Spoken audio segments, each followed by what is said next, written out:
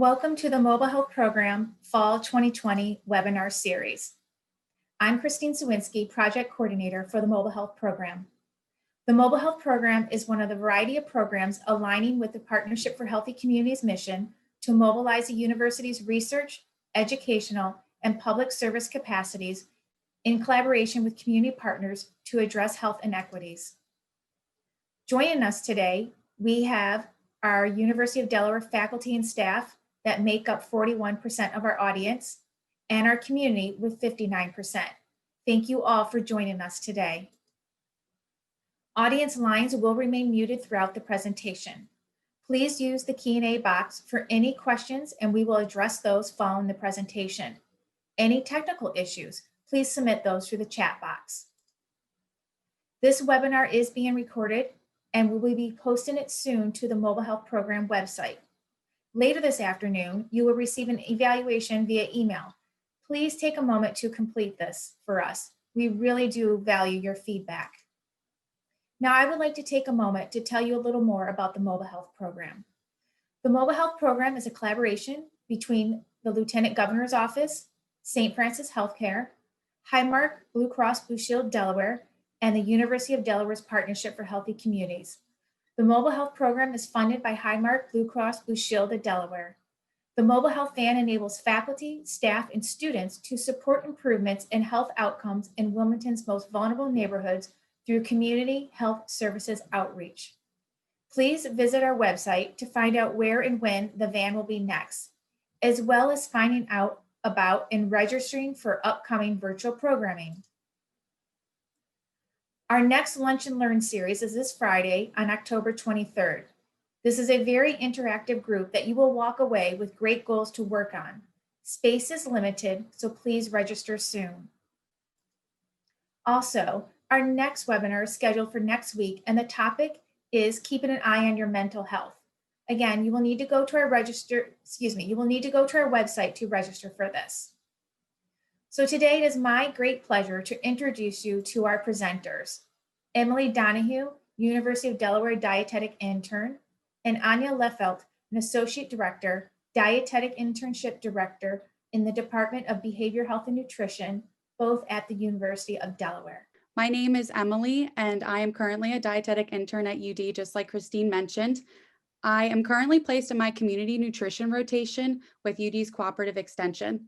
I've had the pleasure of working with Diane Oliver, who is a registered dietitian, and she has been showing me all of the wonderful programs that they have to offer. So today we will be talking about weight maintenance and eating right for a healthy weight. So Cooperative Extension, who I am working with right now, they are funded by the USDA and they do not discriminate, and there is an equal opportunity for all. Next slide, please. All right, so on this page, it'll just give you all of our social media accounts, which is a really great way to see kind of, what we're offering, different programs that we have going on, and any information that you would like to find out, it'll all be right there for you. All right, next slide. All right, so on today's agenda, we will be learning about what weight maintenance is and the ways to maintain weight. If you could just click along, Christine, please. Thank you. All right, you can just kind of load the rest of the slide. Thank you. All right, so we're going to be talking about what weight maintenance is and the different ways to maintain a healthy weight. We're also going to address what energy needs are and how to find your personal healthy balance. We're also going to discuss monitoring weight and why it is important. We're going to talk about physical activity and how that factors into your energy needs. And most importantly, we're going to talk about healthy eating and nutrition and how tracking food and calories can also help you maintain weight. All right, the objectives for today are that viewers will be able to list 2 ways to maintain weight. Viewers will also be able to list 2 nutrient-dense foods or snacks, and viewers will be able to pick 2 healthy beverage choices. Now, these just are the objectives, but the overall goal is for everyone to leave with a better mindset about weight maintenance and how to achieve it. All right, so thoughts about weight maintenance. So before diving into things, I just have a quick poll question for everyone to kind of see where everyone stands with weight maintenance.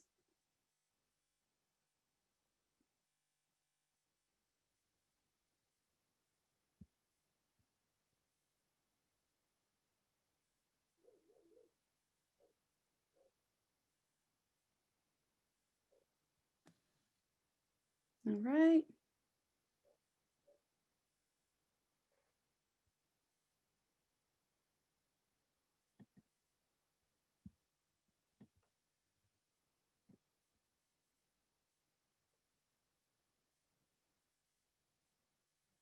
All right.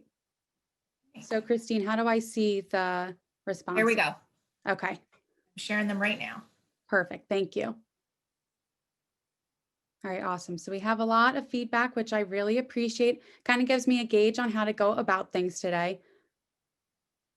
All right, so any problems that we marked off there, we're going to be talking about in the further slides. And then let me just check the chat box. All right, eating foods low in fat, nutrient rich. All right, very good, Francine. Okay, thank you everyone for filling that out. So we're just gonna go ahead and jump in and talk about what weight maintenance is. So weight maintenance is when the amount of calories eaten are about equal to the amount of calories used by the body. This is about finding a healthy balance between the energy taken in and the energy used by the body in order to remain a healthy weight. So a lot of times we experience weight changes, and this is due to an energy imbalance. So we have weight loss. Weight loss is when more energy is used than what is consumed. And this could be due to eating fewer calories and increased physical activity. And then we also have weight changes such as weight gain. So this would be due to more energy is being consumed than what is used. So this could be due to eating more calories and becoming less physically active. So I know that this was really a big issue a lot of times with COVID and everyone being locked in their house for the entire month of April. A lot of people gained weight because we went from being so physically active and even just partaking in our daily activities to going to being stuck at home, working from home.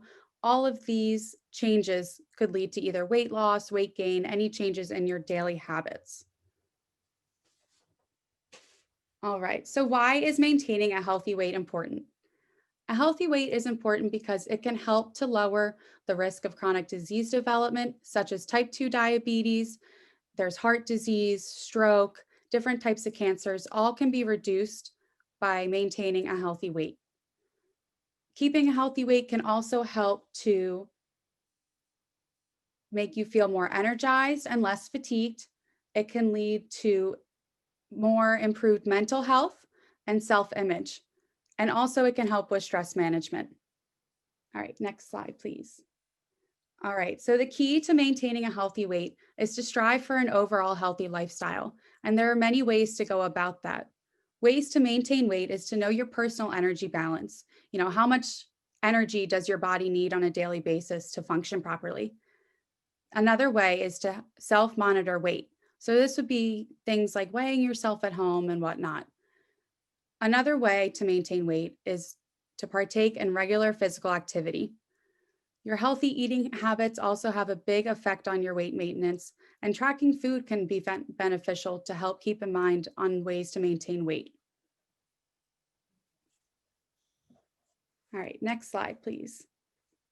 So what are energy needs? Energy needs are the amount of energy that the body needs in order to function properly and maintain body weight and composition while partaking in physical activity to promote overall health and well-being. Now, I know this kind of sounds like a lot. It's a lot of things to think about when you're just trying to maintain weight. But basically, it's saying that energy needs are what you need to function properly and to make sure that you are nourished and reaching your energy balance and not going back and forth on the scale with the weight loss and weight gain. All right, next slide, please. So there are so many different factors that affect energy needs. There's age, you know, my energy needs are going to be different than my mom because she's a little bit older. Any age differences can affect your needs. Your gender can affect your needs. Oftentimes, males require higher energy intake than females do. Your body composition and your body size, hormones, such as when you're pregnant. When you're pregnant, your hormones affect your energy needs, and then your physical activity level. will also affect your energy needs. And just know that everyone's needs are different and will vary based on these various factors. So another way to help maintain weight is to self-monitor your weight. You can do this by regularly weighing yourself. Kind of pick a set day and time and use the same scale every week. So if you go out and you buy a scale to keep at home, know that this is the one that you're going to be using at a certain day, certain time. A lot of times people pick, one day out of the week and a set time for them to weigh themselves, because if you're getting on every day, different times of the day, your weight fluctuates. Another thing to keep in mind is that you can record your weight and kind of get a better idea of what you are trying to maintain it at. All right, next slide, please. Physical activity is also a big factor into your energy needs, and this is a big part of maintaining your weight. So physical activity has many benefits aside from affecting your weight. It helps promote health. Promoting your health, it also helps to reduce those chronic diseases like we talked about before with the healthy weight. It helps to boost your mood. It improves sleeping habits. It helps to reduce anxiety, and it can also help to improve concentration. So as you can see, there are a lot of benefits that can come from just being physically active. So studies show that physical activity recommendations can be beneficial for your health. So these are just briefly what is recommended. They recommend about 150 minutes a week of moderate intensity activity, or 75 minutes a week of vigorous intensity activity. So these are just good recommendations to keep in the back of your head, to kind of remember throughout your week that even just getting up for 15 minutes here and there and doing something can be really helpful to working towards these weekly goals. All right, next slide, please. So here are some examples of physical activity. So we've all heard about walking, jogging, running, and sometimes that can be a little bit boring, but there's so many other ways to exercise. There's biking, there's dancing, that's always a really good one. There's gardening, there's hiking. Right now is a really good time to go hiking with the fall weather. You can go swimming.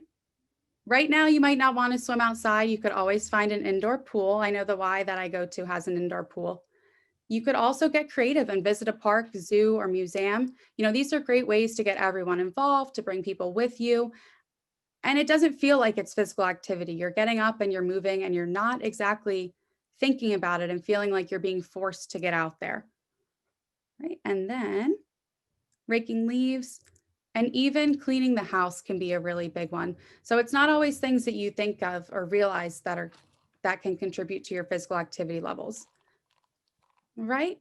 So now we're diving in to the healthy eating portion of the weight maintenance. So there's a lot that comes to mind when you hear healthy eating. Know that healthy eating goes a long way. By choosing to have a variety of healthy foods in the diet, it can help offer vitamins, minerals, fiber, and other nutrients that can assist with weight management and promoting overall health. A great way to be mindful about healthy eating is to use My Plate as a guide. My Plate is a healthy reminder based on scientific evidence in order to promote good nutrition across a lifetime. So you can use this image. It's plastered everywhere. If you need to see anything, they have a website, everything is awesome.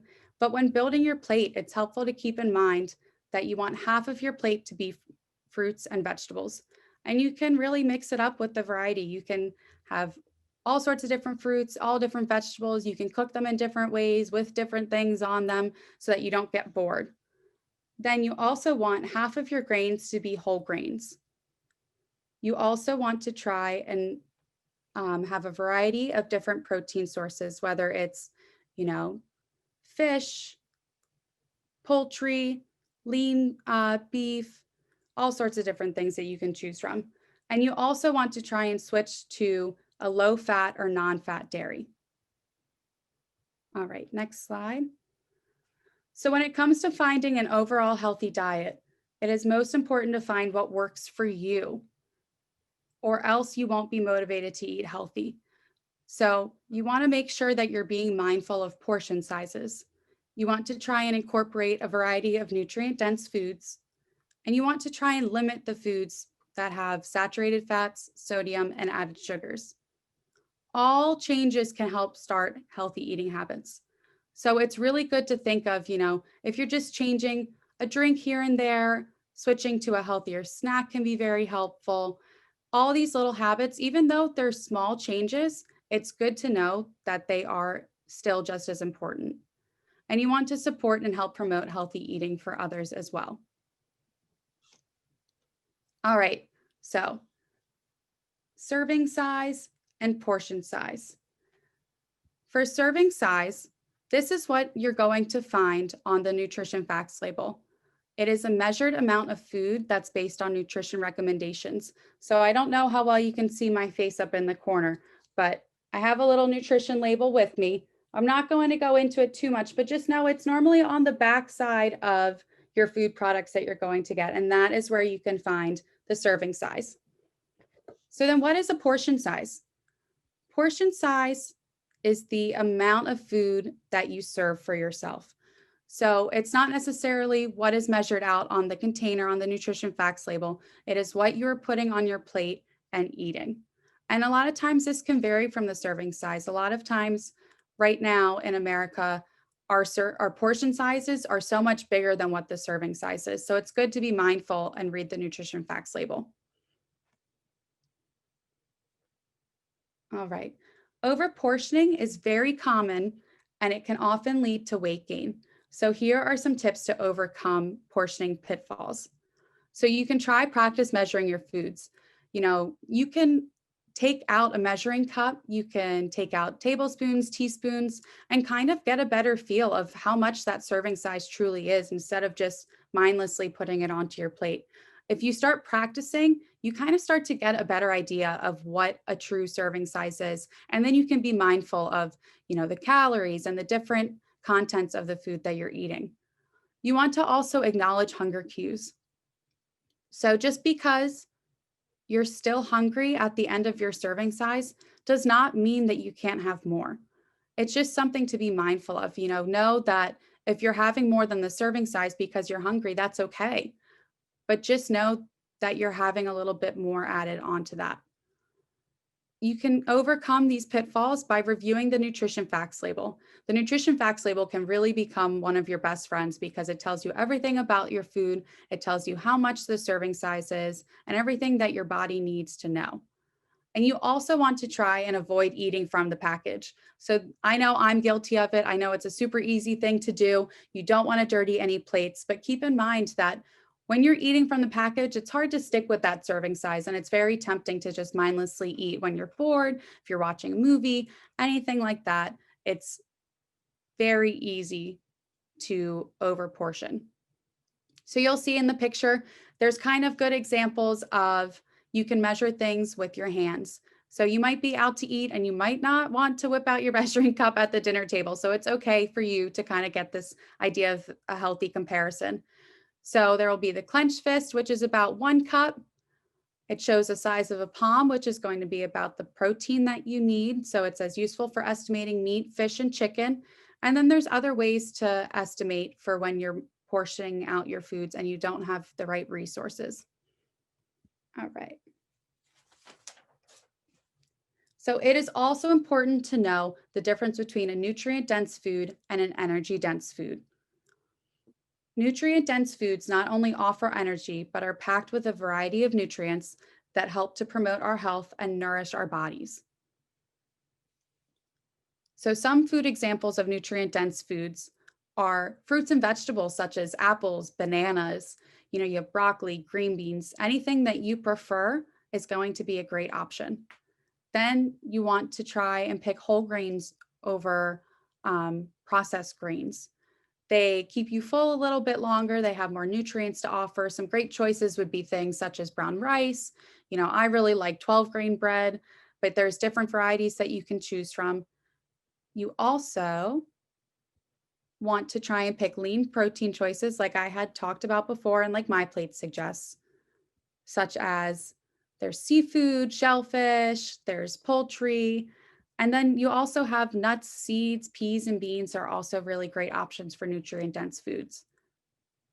And then fortified beverages with vitamin D and calcium. So a lot of, your dairy products that are at the store, your milk will be fortified with these nutrients, which is a really great option for you to have because you're not just getting, the dairy portion, you're getting all the nutrients that come along with it.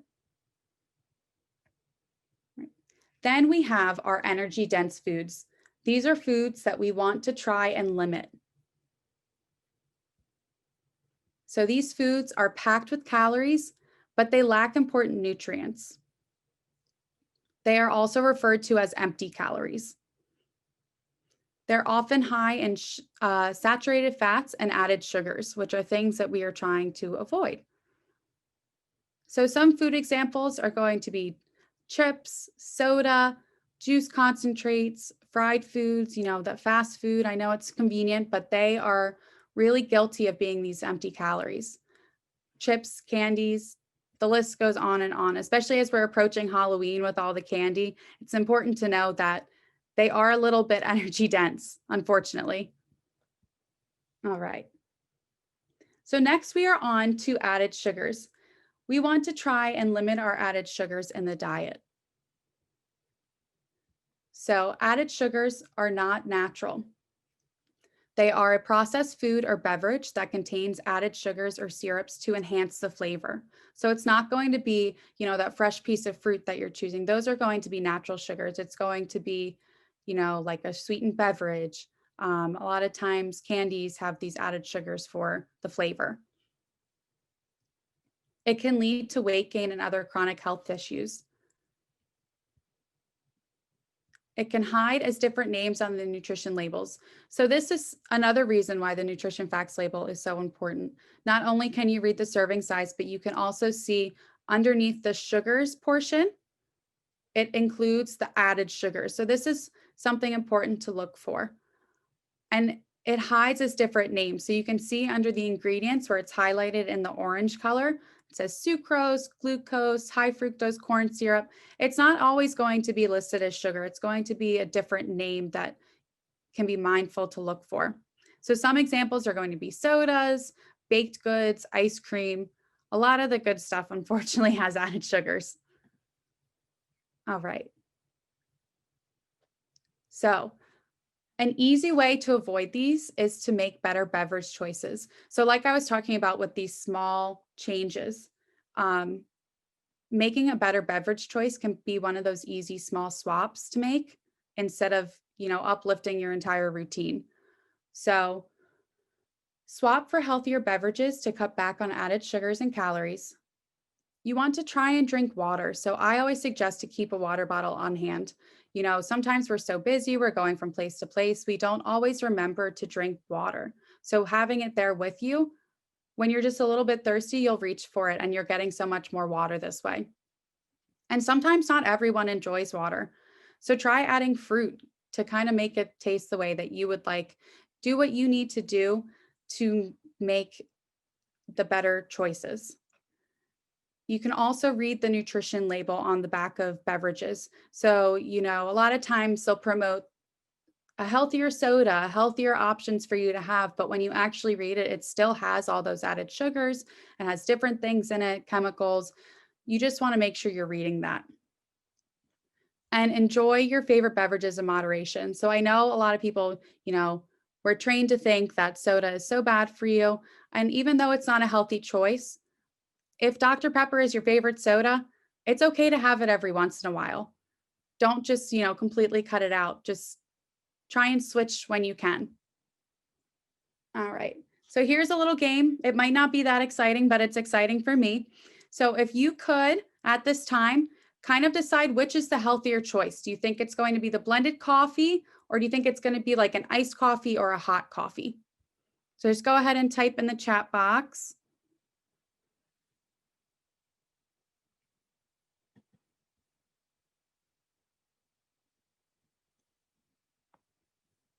All right, awesome. Okay, so it looks like everyone, for the most part, agrees. So when you're choosing an iced or a hot coffee over that blended coffee drink from a barista, a lot of times, when you're ordering your coffee itself, you have the power of saying like, I want the sugar, I want this kind of dairy product in it. You have more power over what is going into your coffee when it's that iced coffee or hot coffee choice. When you have the blended coffee choice, a lot of times, it's packed with calories, a lot of added sugars. They use syrups in all of them. They put whipped cream and all the yummy chocolate syrup toppings on it, which can really add up quickly. And then we have seltzer water or soda. So what do we think? I feel like this is relatively pretty easy, but just let me know. All right, awesome. So fortunately now for us, a lot of companies have come out with some really cool flavors. I know the LaCroix has a bunch of different flavors. I know I like to shop at ShopRite a lot, and they have some really awesome flavor choices to kind of mix it up instead of just drinking water all the time. All right, awesome. So thank you everyone for your participation. Next, we are going to move on to better snack choices. So when you're making better snack choices, you want to try and swap for healthier snack options to add more nutrients into your diet. It's kind of hard to incorporate all these nutrients throughout your day with just breakfast, lunch, and dinner. So when you're making these snack choices, try and grab something on the healthier side as opposed to an energy dense snack. A lot of times snacks can be energy dense, the chips, anything like that. You'll see that this person put together a beautiful, not so much cheese board. They have veggies, hummus, they have nuts on there, they have protein, they have a very good variety of stuff. So you know that they're getting a lot of nutrient dense options. So ways to make better snack choices. You can plan your snacks for the week. It helps to get a little creative and to kind of prep them so that when you're on the go and when you're going to work, when you're going between places, you can be a little bit busy, and it's so easy to make an energy dense snack choice as opposed to the nutrient dense option. So try and bring these snacks with you to kind of keep in mind that you can make these choices. All right. So we're back to the fun game again. So if everyone could just put in what they think, do we think it's going to be these loaded cheesy nachos or the chips and salsa?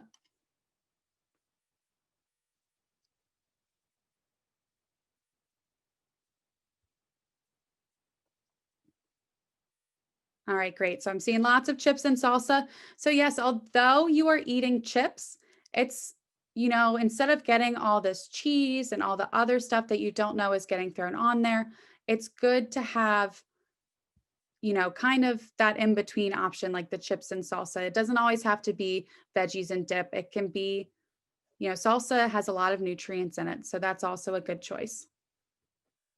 All right. Then we have either chips and dip or veggies and hummus. What do we think?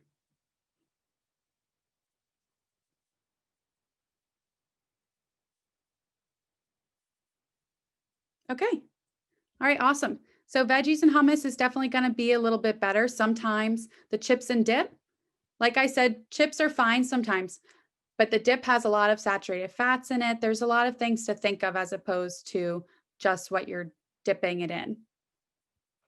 All right, and then the last one. So I have the peanut butter cookie or the apples and peanut butter. All right, awesome. So this is always a good snack because not only are you getting the nutrients from the apple, but you're also going to stay full a little bit longer because there's a protein in the peanut butter. So it's nice to have, both combined as opposed to the peanut butter cookie that just has, the sugar, the peanut butter, some flour, normally an egg, something like that. All right. So for tracking food can be a great way to be mindful of what you're eating. So tracking food is when you record what you eat when you eat. So when you're recording your food, you want to make sure you're recording everything that you eat, including condiments, sauces, sugars, candies. If you're adding sugar into your coffee, these are things to track. If you really like ranch dipping sauce, that's something to keep in mind. You also want to make sure you're tracking your beverages and alcohol because these all can contribute to your food and calories for the day. You also want to track how much you eat. So just because you're listing, the items that you eat, you want to make sure you're being specific and looking at those serving sizes to see how much you're actually eating. And then it's also helpful to write when you eat. So I know we're so busy and trying to track food can already be a lot, but when you eat is also important because it can show you your eating habits. You'll know what time of day that you're eating. And even writing how you feel can be helpful to know because if you're a bored eater, that's something that you'll pick up on really quick if you're sad and you eat, or if you're sad and you don't eat. It's different things like this to notice, your diet plans and your eating habits. All right, so there are so many benefits of food tracking. It helps to recall what you've eaten. Not always can you remember what you ate 2 days ago. So sometimes it's hard to get that variety in your diet if you can't remember what you're eating. It can show you what to improve on. So you might see that you are eating not enough fruit. I'm more of a vegetable person myself. So sometimes I can go a couple days without eating fruit. And by tracking food, I see this. So it also shows you what you do well. So although I might not be eating a lot of fruit, I know that I'm eating plenty of vegetables. It also shows if you're eating the right amount.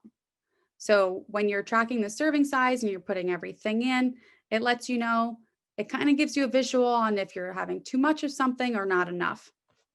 And like I said, it can also track your eating habits by tracking the time that you put things in. And it helps kind of helps to hold you accountable for how you're eating. And it helps to track your food group so you can see whether you're eating too much vegetables as opposed to the fruit. And if you're getting enough protein in your diet, if you're getting too much fat, if you're getting too many carbs, anything like that, it's all kind of broken down for you and it gives you a better idea. All right. So there are so many different ways to track food. So you can do it by keeping a food journal.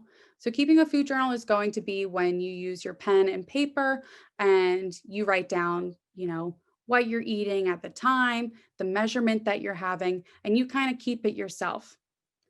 But now there are so many different apps that you can use. There is MyFitnessPal, there's Lose It, there's My Plate Calorie Counter. Um, these are all really awesome apps because you're not having to necessarily think about, how many calories is in 1 cup of broccoli. It's all there for you. So you put it in and it has the calories, it's logged there for you. You can track your weight on these apps. It can recommend your calorie intake for the day. It keeps a food diary. You can also enter in your exercise log. It has a barcode scanner, which is really awesome. So instead of you writing everything out, you can take your food product. So here are my almonds again. You can take them and scan the back of it and the app recognizes it immediately. You put in how much you ate and it's all tracked for you. And you can also set reminders. So if you forgot to track your food, you can put in, it'll give you a little notification and tell you that you still need to track your breakfast. Or if you skip breakfast, then it'll remind you to put in your lunch, different things like that. So these apps have really awesome traits to them. I'm a big fan of the My Plate app that I've been using. All right. So that kind of wraps things up. I know that was a lot of information. So if anyone has any questions, please feel free. I know we have the Q&A. All right, so no open questions.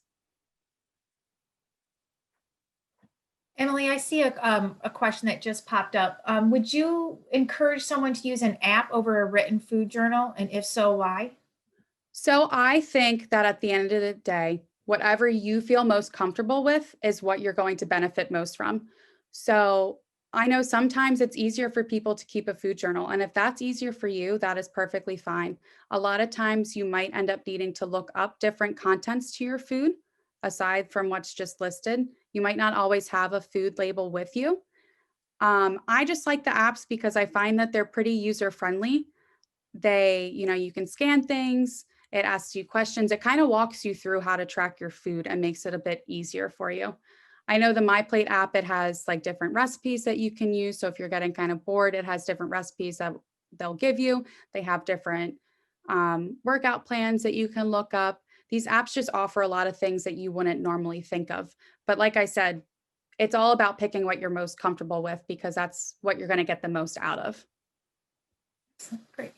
Next question. Do you have insight or knowledge of PCOS weight management? PCOS weight management? Um, Not at this time. I don't know if you have anything to add, Professor Liefeld. Yes, with PCOS or polycystic ovary syndrome, carbohydrate metabolism is affected a little bit. So, insulin is a hormone that our bodies normally produce when we eat sugar or starches, and that keeps our blood sugar levels pretty steady. And in someone with PCOS, the blood sugar levels shoot up a little bit more after eating than they would in someone without it. So we do sometimes focus a little bit more on reducing carbohydrates, so foods with sugar or starch in them, than we would otherwise, as far as weight management is concerned. So we definitely don't want to cut them out completely, but trying to limit foods or drinks that have a lot of added sugar in them is a good strategy. So some examples of foods or drinks that would have a lot of added sugar would be things like soda, um, juice drinks, even juices. If it says 100% juice, no added sugar, they tend to contain a lot of natural sugar. So trying to even limit those a little bit, limiting the sugary coffee drinks, tea drinks. But we want to encourage, as far as the carbohydrates that you are getting them from things like fruits.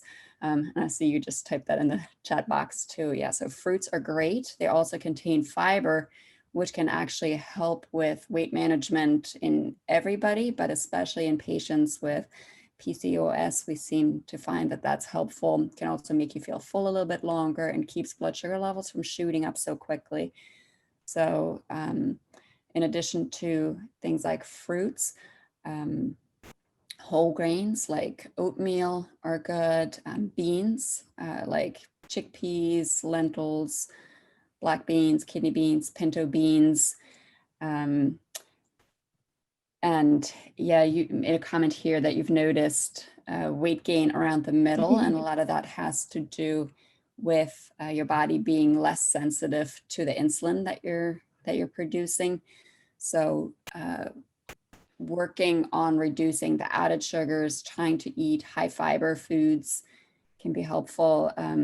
Even, yeah, the exercise, even though it might feel frustrating that you're exercising and not seeing huge results, exercise is really an important part for wellness. And I know Emily talked a little bit earlier about all the benefits that exercise and physical activity have.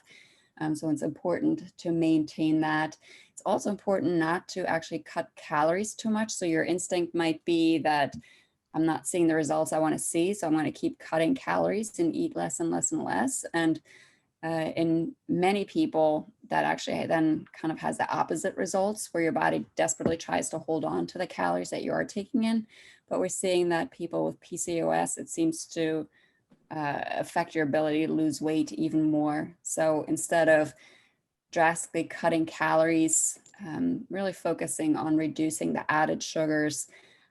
Even they say processed foods. So processed foods are things like hot dogs and bacon and lunch meat, and processed grains like cookies, Pop Tarts, a lot of the cereal bars too. They might sound really healthy, but they can contain a lot of added sugar.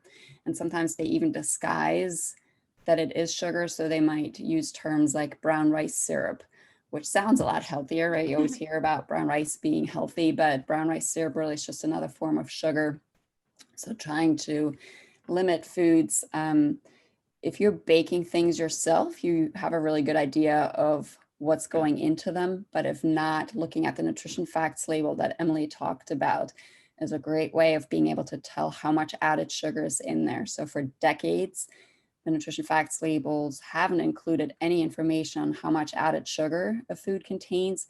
So this is a new regulation that foods are going to tell you, or the labels are going to tell you, how much added sugar a food contains. So that can give you an idea of, out of the carbohydrates that are listed on the label, how much of that is actually added sugar as opposed to naturally occurring sugar. So that was a super long answer. Well, thank you. Yeah. Another one came in. What can seniors do to reduce weight? So seniors are going to have the same, when you think of, even though we talked about ways to maintain weight, before when I talked about weight loss, you're trying to, it's when you have that energy imbalance, when there's less energy taken in and more energy used. So this is kind of a key thing to keep in mind. So if you're a senior, try and do things to get up and be more physically active. You want to increase your physical activity. You want to be mindful of the things that you're eating. It's all the basic information, but it's about applying it and sticking to that habit.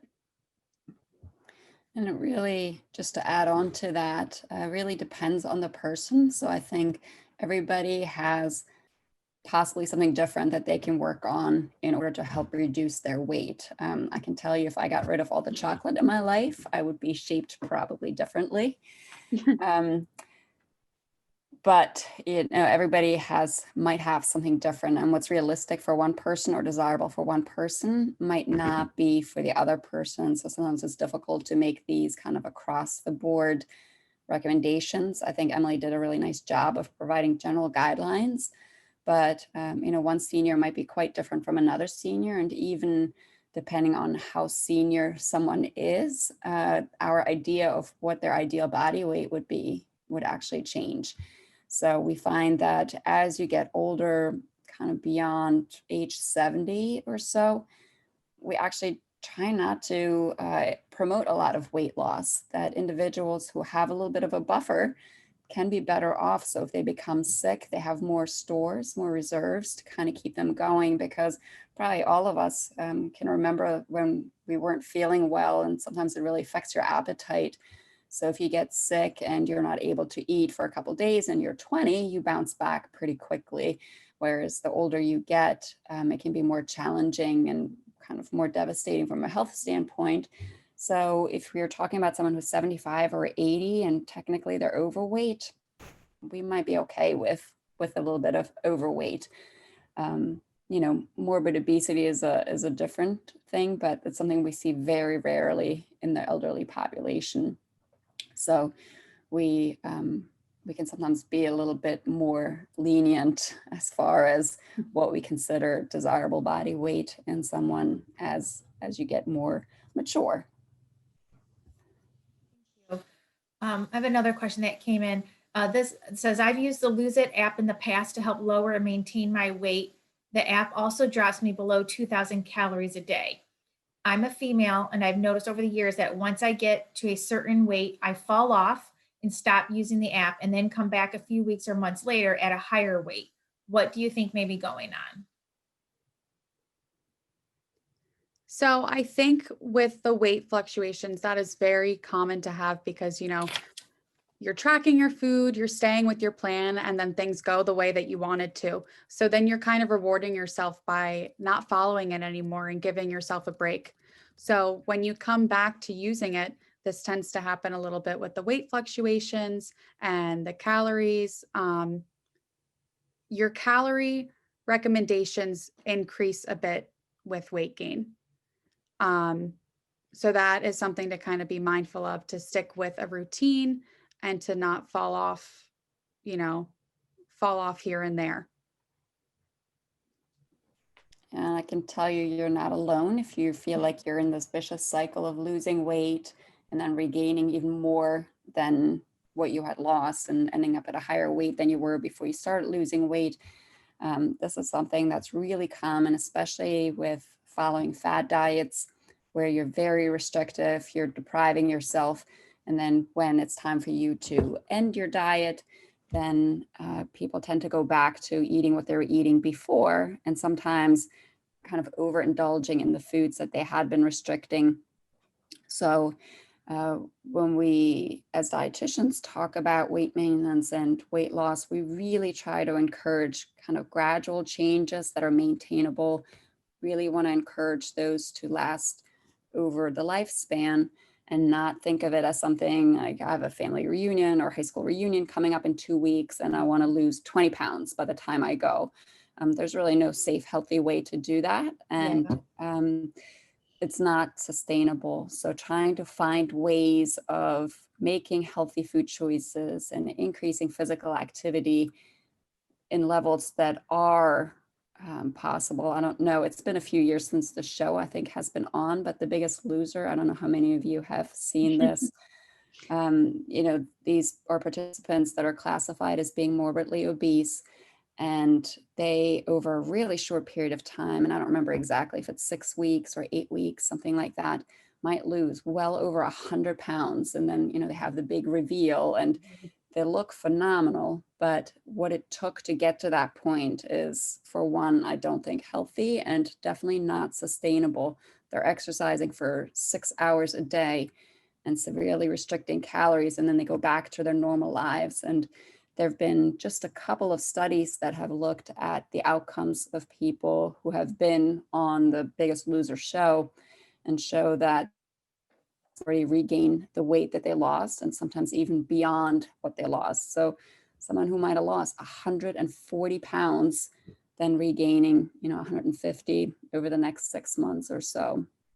So again, really trying to find small, achievable ways, reasonable ways of changing your diet, instead of thinking, okay, I'm going to have this perfect diet now.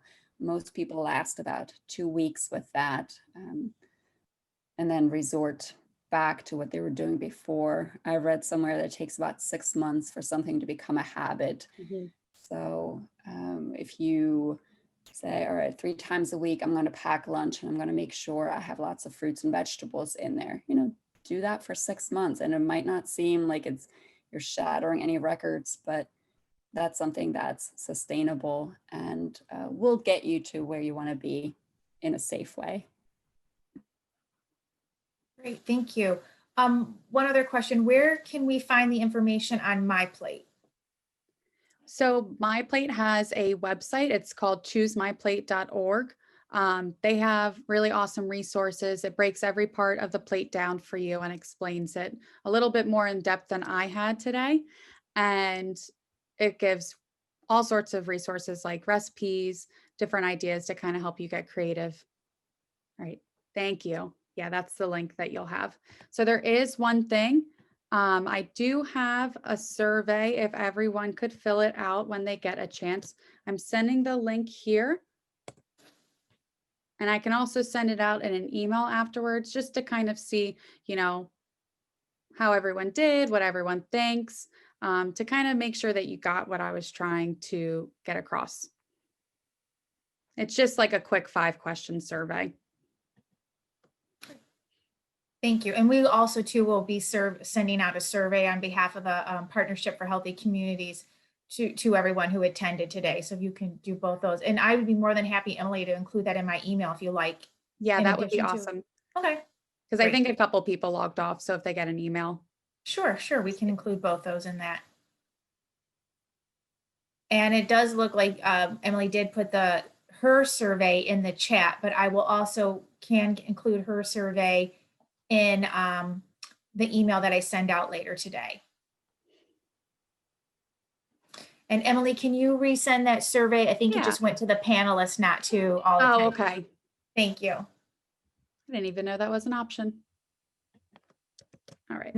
It doesn't look like, great, thank you. It doesn't look like we have any more questions. If anyone wants to throw anything in here in the last second or two, we'd be more than happy to answer those for you. I do see one here about how can you dissuade friends and family from giving you food that's not good for you without hurting their feelings. I still have that problem. Everyone kind of looks at me and they're like, oh, you're a dietetic intern. Are you sure you want this? I'm also a waitress in a restaurant, and people ask me all the time, like, what am I going to school for? And that is always the next question, would you eat this? How would you have that? So, if there's ever something that I don't personally want to eat, if I've already had too much junk food in my week, I try to bring snacks with me so that I've already eaten and I'm not really thinking about something that's being offered. But sometimes I'll just take a small portion. So if someone's offering me something, you don't have to necessarily just shut it out and refuse to eat it. You can make a small little portion for yourself. That way you're happy, you're trying their food, and then they're also happy. But normally people are pretty understanding. You don't have to go too in depth and to tell them that you're trying to be careful with things, but just being mindful and keeping that small portion can also help a lot. I agree with Emily. I think there's something to be said for indulging in small amounts and reasonable amounts, rather than completely depriving yourself. Now, that being said, if you know at the holidays, let's say, I know some of the teachers in my kids' schools, they get inundated with goodies, right? And it's all these families that mean well and they want to show the teacher how much they appreciate it. But the teachers then say, I have so many bags of truffles and chocolate and I don't know what to do with them. It's hard retroactively to do something about it. I know sometimes, making these random comments about you're trying to make healthier choices, maybe people then will think about it, but sometimes that is really challenging to address. I can tell you, my birthday is this Friday, and today when someone rang the doorbell, I go to the front door, there's a giant box of chocolate truffles and chocolate covered apples. Now, mind you, I'm thrilled. I'm absolutely thrilled with it, but at the same time, it is kind of funny that someone would send me that. But I plan to eat them and just in moderation. So not eating all 16 truffles and 5 apples all at once. I'm going to parse it out, and that's fine. But I can certainly understand if you get absolutely inundated with those types of things, that can be challenging. And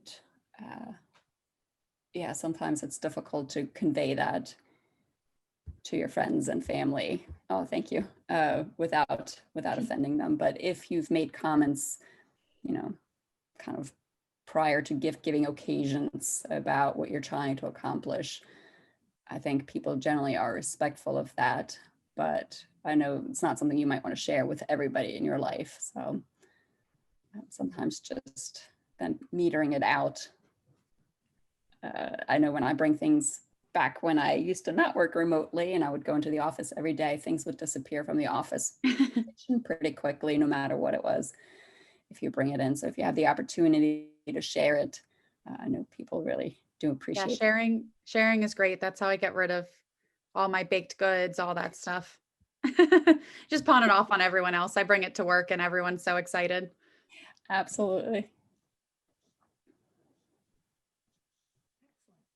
Thank you so much, Emily and Anya, and for answering all the questions, and for Emily for creating this presentation for us here today.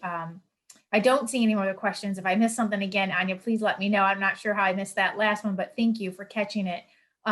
We do have some references here that Emily has put together.